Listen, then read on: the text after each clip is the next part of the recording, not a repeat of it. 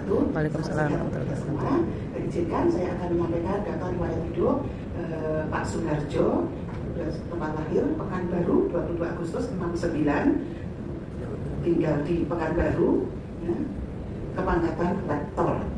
Riwayat pendidikan SD, SMP, SMA ya itu berada di Pekanbaru. Kemudian di sini juga mengambil D1 dari LPB UI. Nah, kemudian juga strata satunya Universitas Borobudur, strata 2 Universitas Riau, kemudian mahasiswa di S3 akuntansi hingga hari ini. Semoga hari ini bisa lulus doktor. Amin. Riwayat pendidikan non formal karena ini banyak sekali ya, ternyata mengambil dalam berbagai fenomena, misalnya design thinking for innovation, enhancing motivation to achieve target, dan lain-lain ya. Nah, di sini memang searah dengan peminatannya, yaitu di akuntansi manajemen.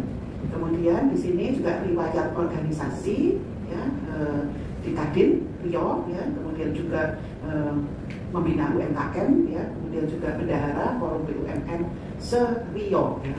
Nah, kemudian riwayat pekerjaan dosen Institut Bisnis dan Teknologi Pelita Indonesia dari 2012 sampai sekarang, kemudian merangkap juga auditor ya, kemudian pemimpin cabang ya PT PKN Pekanbaru, kemudian juga senior kredit analis PT PNM Jakarta ya, kemudian juga ada di PT Indosawit. Nah, banyak sekali.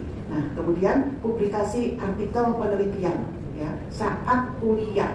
Nah, itu ada berapa ini saat kuliah ya, jadi ada 82 Bapak Ibu. Nah, diantaranya ada Scopus, kemudian ada juga Sinta ya, jurnal nasional dan jurnal internasional ya. Jadi demikian Bapak Ibu riwayat singkat dari Bapak Suharjo ya. Kiranya saya akhiri. Terima kasih. Wassalamualaikum warahmatullahi wabarakatuh. Waalaikumsalam. Saya kembalikan ke MC. Pesawat Dr. Yolanda Tasnita Siegian MM, CMR, CFA, CPM selaku Ketua Penguji untuk dapat memimpin jalannya sidang.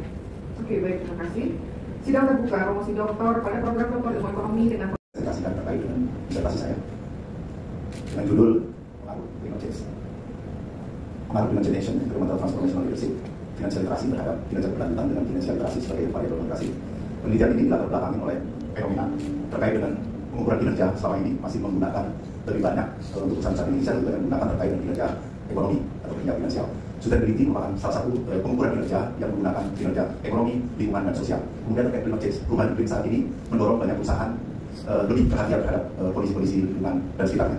Kemudian terkait environmental transformation leadership sangat penting, sangat diperlukan bagi organisasi bahwa kepemimpinan environmental transformation leadership itu menjadi dominan keberhasilan proses sustainability. Selanjutnya terkait dengan financial literasi, bahwa kepemimpinan itu perlu memiliki kekuatan pengetahuan terkait literasi, financial literasi, sehingga mereka akan bisa mengukur, bisa memitigasi risiko terhadap proyek-proyek lingkungan. Selanjutnya latar belakang bahwa hasil penelitian dari PwC bahwa Green Artificial Intelligence itu mendukung meningkatkan terhadap PDB 15% PDB. Selanjutnya terkait dengan climate change action itu mendegradasi PDB lebih kurang 7% jika tidak industri masih bergerak secara unusual.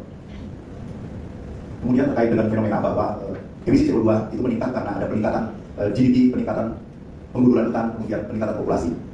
Selanjutnya dari penelitian ini dasarnya adalah adanya riset gap yang terjadi pada variabel independent climate action terhadap sustainability, pada riset gap, kemudian environmental transformation leadership terhadap sustainability, kemudian financial literasi terhadap sustainability itu memiliki gap masing-masing. Inilah yang kemudian menjadi rujukan peneliti tertarik melakukan penelitian terkait fenomena variabel yang akan diteliti. Selanjutnya rumusan masalah dan tujuan penelitian itu digambarkan rumusan masalah dan tujuan. Bapak Ibu semuanya, Assalamualaikum warahmatullahi wabarakatuh. Salam sejahtera kita semuanya. Pak Suharjo, selamat sudah berada di sini melalui perjalanan yang panjang ya Pak. Ya, oke. Sebelum saya bertanya, saya mau memberikan saran dulu ya Pak. Siap. Oke, ya. Yang pertama Bapak memberikan saran adanya holistic sustainability performance dengan MAPI. Ya, yang dua, yang IS dan PAPOSI sudah ada di SDG. Betul ya Pak ya? Berarti Bapak menambahkan satu yang processing AI. Ya, saran saya karena tidak semua perusahaan langsung ke AI Pak, mungkin teknologi dulu. Jangan terlalu loncat. Ini saran ya Pak ya, dipikirkan saja. Iya. Kemudian teori dan definisi, Bapak ada implikasi ya Pak ya, itu untuk mendukung climate change itu apa? Sudah, itu dulu saja. Silakan. Konsentrasi akuntansi di Trisakti, yaitu karena memang reputasi terkait pendidikan dari Trisakti itu the best, terbaik. Itu sudah dapat literatur juga dari rekomendasi dari beberapa teman-teman. Kemudian terkait dengan program kita di Citrotedi menyampaikan juga bahwa kita akan membuka S2 akuntansi. Jadi saya bukan walaupun saya masih bekerja di PT Permodalan Nasional Madani, tapi ini juga menjadi kegiatan-kegiatan saya di samping di luar dari kegiatan saya sebagai bekerja di perusahaan itu. Pertama itu bahwa informasi bahwa PDI Trisakti, akuntansi Trisakti itu menjadi yang terbaik untuk lulusan-lulusannya.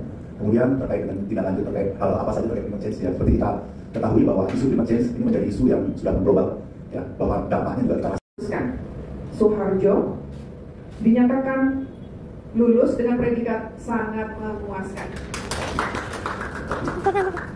Kepadanya diberikan hak untuk menyandang gelar doktor sesuai dengan hak dan kewajibannya serta kehormatan yang terlekat pada gelar itu. Dr. Suharjo 221022014002002 adalah doktor dari program Doktor Ilmu Ekonomi Universitas Trisakti dan merupakan lulusan doktor konsentrasi akuntansi yang ke-184. Alhamdulillah. Penyerahan surat keterangan lulus yang akan diberikan oleh Ketua Sidang, Ibu Profesor Dr. Yolanda Masnita Siagian, MM, CIRL, CMA, CPM. Ke depan, Bang. Bang, sama video.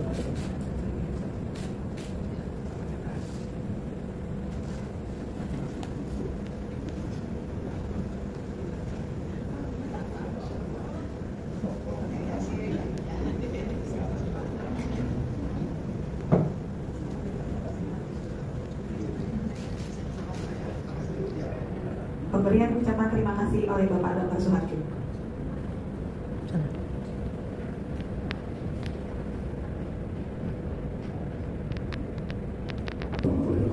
Terima kasih selama saya melakukan pendidikan pembelajaran di Trisakti ini ada hal-hal yang luar biasa yang perlu saya ungkapkan dengan kata-kata untuk masing-masing dosen yang berkorelasi dengan pendidikan saya selama ini. Pertama-tama ucapan terima kasih kepada Profesor Dr. Yolanda Masnita Siagian, MM, CIRL, CMA, CPM. Saya menyampaikan apresiasi yang setinggi-tingginya atas kesempatan yang diberikan kepada saya untuk menempuh program doktor ilmu ekonomi konsentrasi.